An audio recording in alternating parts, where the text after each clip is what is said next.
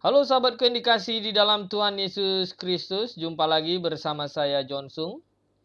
Jesus my Savior. Sahabatku yang dikasihi di dalam Tuhan, di topik kali ini saya diminta untuk membahas mengenai baptisan. Ya. Ada yang bertanya kepada saya, bagaimana tanggapan Pak John Sung mengenai orang-orang yang dibaptis oleh gereja Tiberias? Katanya pada waktu dibaptis, roh-roh ya, orang-orang yang mau dibaptis itu kemasukan roh, setan-setan itu katanya, rohnya itu mau keluar menjerit-jerit, meronta-ronta, ada Roro Kidul lah, apalah segala macam. Apakah baptisan demikian itu memang tujuannya baptisan itu mengusir setan? Apakah baptisan itu memang untuk menyucikan kita dari dosa, membuat setan takut, lalu kita disuruh minum perjamuan kudus katanya. Jadi baptisan kudus dan perjamuan kudus itu untuk ngusir setan. Nah, ada yang bertanya sama saya demikian. Nah sebelumnya kita lihat dulu ya, bagaimana nih acara pembaptisan gereja mereka Tiberias nih. Sekarang saya minta kamu tinggalin dia. Oke, Nyi, kamu pulang ke rumahmu. Pernah terkutuk oleh keturunan 34. Keturunan terkutuk anak ini. Masa berapa? Betul, 34 turunan rohnya.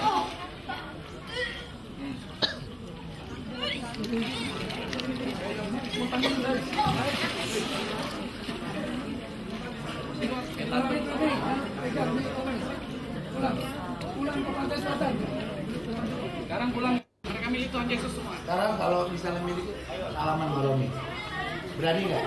Firman Tuhan bilang oleh darah Yesus semua selamat.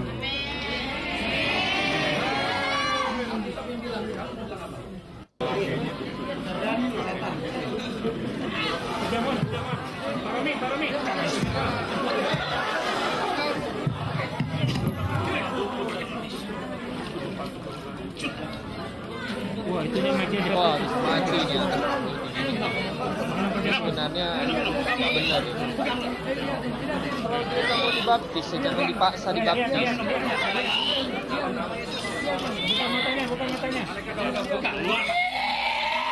Dipaksa suruh mau minum perjamuan kudus.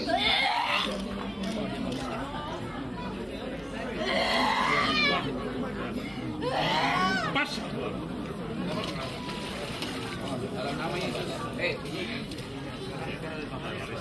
Kalau misalnya anakmu ini gitu ya.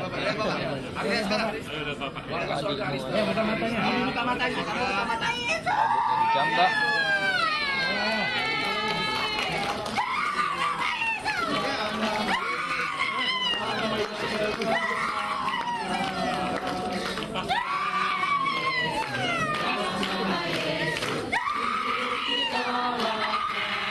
Oke, sahabatku yang dikasih dalam Tuhan, saya sungguh miris ya nonton ya pendeta-pendeta bodoh seperti ini ya yang menganggap dia bisa tahu ini ya tentang kebenaran dan ngusir setannya dengan cara begitu. Ini sebenarnya sangat menyedihkan, betul-betul sangat menyedihkan ya. Bukan demikian cara ininya, cara ngusir setan itu bukan demikian gitu loh ya. Jadi mereka pikir itu manusia itu bisa seenaknya dipaksa begitu untuk dibaptis, kemudian setannya bisa pergi dan takut dengan baptisan dan minyak urapan yang disemprotkan seperti itu, kemudian suruh minum perjamuan kudus. Inilah sebenarnya penyesatan, saya kasih tahu. Penyesatan, benar-benar penyesatan. Ya. Orang yang mau dibaptis, saya kasih tahu ya, orang yang mau dibaptis itu syaratnya itu pertama, orang itu sudah mengerti, sudah bertobat, percaya kepada Tuhan Yesus Kristus. Anda baca di dalam Alkitab bagaimana ya, sida-sida Ethiopia itu mau dibaptis. Ya, Anda baca di dalam Alkitab ya, tentang sida-sida Ethiopia itu. Dia ketemu Filipus. Bagaimana ceritanya? Ya. Dia tanya sama Filipus, nah, apa halangannya jika aku dibaptis? Filipus mau menjawab, jika Tuhan percaya dengan segenap hati boleh. Nah, Yohanes Pembaptis sendiri pun menyerukan pertobatan dulu. Ya, di sungai Yordan dia berteriak, bertobatlah sebab kerajaan surga sudah dekat, berilah dirimu dibaptis. Jadi orang itu harus bertobat, mengerti kebenaran dulu, baru akhirnya memberi diri dibaptis. Memberi diri dibaptis itu apa? Adalah untuk menjadi murid. Pergilah jadikan semua bangsa muridku dan baptislah mereka dan nama Bapa Putra Roh Kudus. Bukan dipaksa. Orang mau dibaptis itu adalah kerelaan hatinya. Dia sudah bertobat, sudah percaya kepada Tuhan Yesus Kristus dengan sungguh-sungguh, mengerti kebenaran, kemudian dia secara sukarela memberi diri dibaptis. Bukan dipaksa untuk dibaptis. Bukan orang yang pada waktu dibaptis di kesurupan begitu dipaksa harus ditenggelamkan, dijambak rambutnya, ya, dijiprat-jiprat dan pakai minyak urapan, dipaksa suruh minum perjamuan kudus untuk usir setan. Ini sebenarnya praktik perdukunan penyesatan dalam gereja Tiberias, saya kasih tahu. Nah, kalau kita lihat di dalam Alkitab, mari kita sekarang buka Alkitab dulu mengenai roh jahat, ya. Mengenai roh jahat. Kita belajar dulu nih. Lihat di dalam Alkitab, semua yang saya jelaskan ini dari awal ya, biar Anda bisa paham. Kalau kita buka di dalam Matius pasal 12, Matius pasal 12 ayat 43, ini kan ada cerita tentang orang ya yang roh jahat keluar dari tubuhnya. Nah, ayat 43 ini kan bilang begini. Ya. Apabila roh jahat keluar dari manusia, ia pun mengembara ke tempat-tempat yang tandus mencari perhentian, tetapi ia tidak mendapatnya. Lalu ia berkata, aku akan kembali ke rumah yang telah kutinggalkan itu. Maka pergilah ia mendapati rumah itu kosong, bersih, tersapu, rapi, teratur. Lalu ia keluar mengajak 7 roh lain lagi yang lebih jahat daripadanya, dan mereka masuk berdiam di situ. Maka akhirnya keadaan orang itu lebih buruk daripada keadaan semula.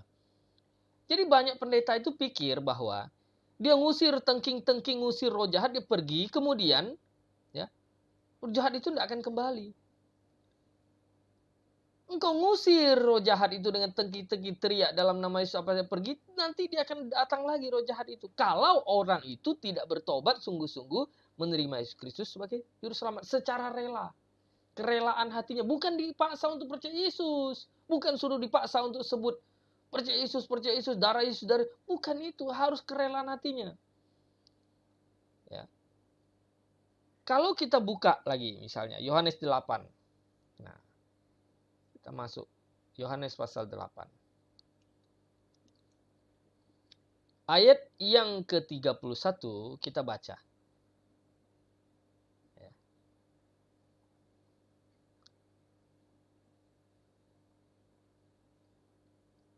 Dari 30, Anda baca di sini ya, sampai 36 nanti.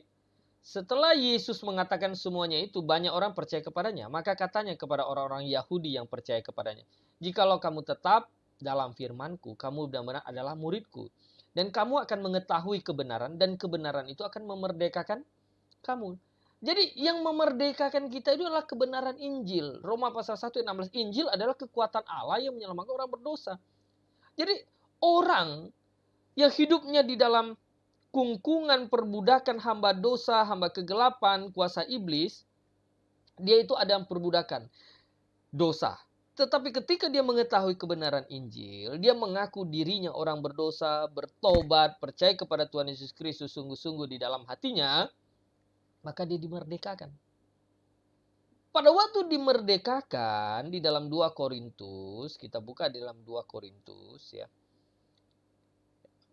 Kita buka dalam 2 Korintus.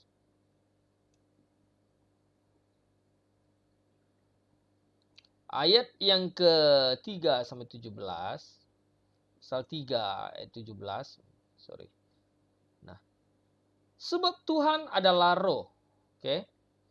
Dan di mana ada roh Allah, di situ ada kemerdekaan. Jadi orang yang ada Roh Kudus, yang sudah bertobat, mengaku percaya kepada Yesus Kristus, dia itu ada roh Allah, ada Roh Kudus di dalam hatinya. Makanya di dalam Efesus 1, ya, Efesus 1, ayat yang ke-13 dikatakan begini. Ya. Di dalam Dia kamu juga, karena kamu telah mendengar firman kebenaran, yaitu Injil keselamatanmu. Di dalam Dia kamu juga ketika kamu percaya dimateraikan dengan Roh Kudus yang dijanjikan itu. Jadi ketika orang mengaku bertobat, percaya kepada Tuhan Yesus Kristus dengan sungguh-sungguh dalam hatinya, Roh Kudus memeteraikan dia. Tidak perlu nunggu pendeta itu doa pelepasan, tidak perlu tunggu pendeta itu tumpang tangan, tidak perlu tunggu pendeta itu harus dicelupkan, dipaksa, dibaptis, segala macam. Nah, ini konyol praktek-praktek seperti ini, ya. Yang dilakukan oleh Tiberius, pendeta-pendeta penyesat seperti itu. Saya kasih tahu. Tidak ada manusia yang orang-orang hamba Tuhan berani bilang bahwa mereka penyesat. Saya katakan mereka penyesat. Kalau tidak setuju silakan buka Alkitab. Di mana ada orang boleh dipaksa, apalagi rambutnya dijambak, dipaksa ditenggelamkan. Yang seperti itu ditenangkan, dibawa naik ke, nanti dia sadar, injilin dia dengan benar, gitu loh. Ceritakan tentang keselamatan Yesus Kristus. Setelah dia mengetahui kebenaran, iman timbul dari kebenaran firman Kristus. Setelah dia mengetahui kebenaran, dia menerimanya di dalam hatinya dan secara rela bertobat percaya kepada Yesus Kristus, Roh Kudus memeteraikan dia. Kemudian dia rela sendiri memberi diri dibaptis untuk menjadi murid. Maka tidak akan ada kejadian baptisan dengan cara paksa begitu. Baptisan bukan untuk mengusir setan, baptisan bukan untuk buat masuk surga. Ya konyol gitu loh. Ya, nih lagi ya, misalnya Yohanes 1 ayat 12. Nah, tetapi di sini semua orang yang menerimanya atau percayanya diberinya kuasa supaya menjadi anak-anak Allah, itu mereka percaya dalam namanya. Bagaimana ada orang yang sudah percaya kepada Kristus katanya, sudah mengaku diri bertobat percaya Yesus Kristus, mau dibaptis bisa kesurupan. Dia itu udah punya kuasa anak Allah. Maka kalau dalam gereja saya, orang yang mau dibaptis, ya, kita tanya dulu, apa kamu sudah bertobat percaya Yesus Kristus sungguh-sungguh? Sudah. Apakah kamu sudah yakin mati pasti masuk surga? Ya, alasannya Tuhan Yesus telah mati di kayu salib, menebus semua dosa saya, sekarang saya hidup menggantikannya. Oh, berarti kamu sudah sungguh-sungguh percaya. Oke, maju ke depan. Kita tanya sama jemaat semuanya. Jemaat, kalian dengar kesaksian mereka, setuju dia dibaptis untuk bergabung jadi anggota gereja kita, jadi murid di anggota gereja kita? Setuju? Oke, nanti kita jadwalkan kapan akan dibaptis. Bukan disuruh, dipaksa, dibaptis, dicelupkan, sampai kesurupan begitu, ya. Nah, jadi ini coba ini diperhatikan gitu loh. Betapa konyol. Di dalam 1 Yohanes lagi pun, ya, 4 ayat yang keempat nih saya bukaan, ya. Ayat keempat. Kamu, ya, berasal dari Allah, anak-anakku, dan kamu telah mengalahkan nabi-nabi palsu itu, sebab roh yang ada di dalam kamu lebih besar daripada roh yang ada dalam dunia ini. Jadi orang yang lahir baru, orang yang sudah bertobat percaya Kristus sungguh-sungguh, sudah dimateraikan dengan Roh Kudus, ada Roh Kudus dalam hatinya yang sudah memerdekakan dia. Tidak ada roh jahat yang bisa mengganggunya, tidak ada roh jahat yang bisa membuatnya kesurupan yang tak terkendali. Nah, hari ini, akhir-akhir ini kita aneh. Kita pergi ke gereja, lihat ke gereja-gereja, masuk ke dalam penyembahan, ibadah segala macam. Orang-orang menjadi kesurupan tak terkendali. Ya. Orang-orang jadi teriak-teriak histeris, jingkrak-jingkrak. Nah, inilah gereja-gereja sesat, saya kasih tahu. Bukan dia mau ngusir setan. Orang justru datang kepada Tuhan itu jadi tenang. Mendengar musik Saul ketika dia mau, ya, mulai roh iblis mau berkuasa dalam dirinya, Daud mainkan musik kepadanya, menenangkan dia. Nah, itu begitu. Waktu Yesus datang ke orang Gerasa dan Gerara, dia langsung tenang, diam. Ini bukan masuk ke dalam gereja, mau dibaptis.